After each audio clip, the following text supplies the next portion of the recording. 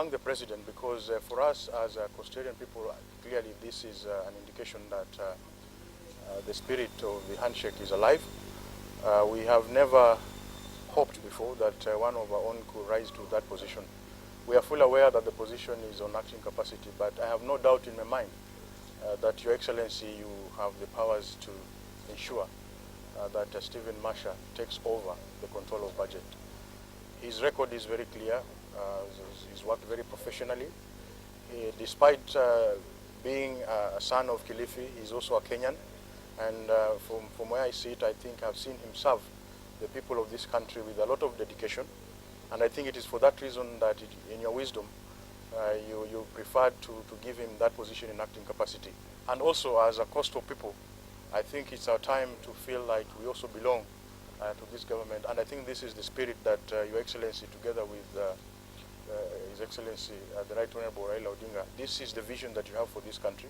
We want, therefore, for that reason, to congratulate the President for that appointment, and also to appeal to him that after the expiry of the 3 months in acting, that he should go ahead and appoint him as the Controller of Budget of the Republic of Kenya.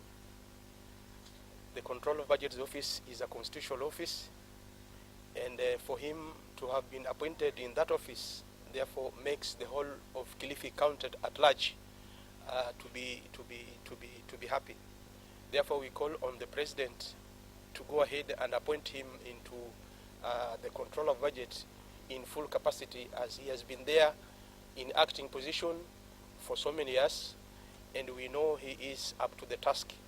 Ni kijana ambaye amesoma shule zile za kawaida, lakini tunamwamini kwamba yeye ni mtu ambaye ni mchapakazi, amesomea ile kazi na ameweza kubobea.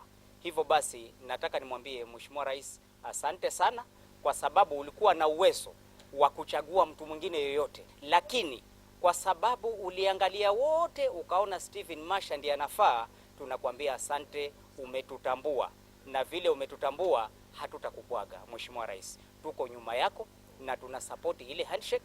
Mahali wewe pamoja na Mheshimiwa Raila mutakanyaga, tuko pamoja, na Mungu awabariki nyote.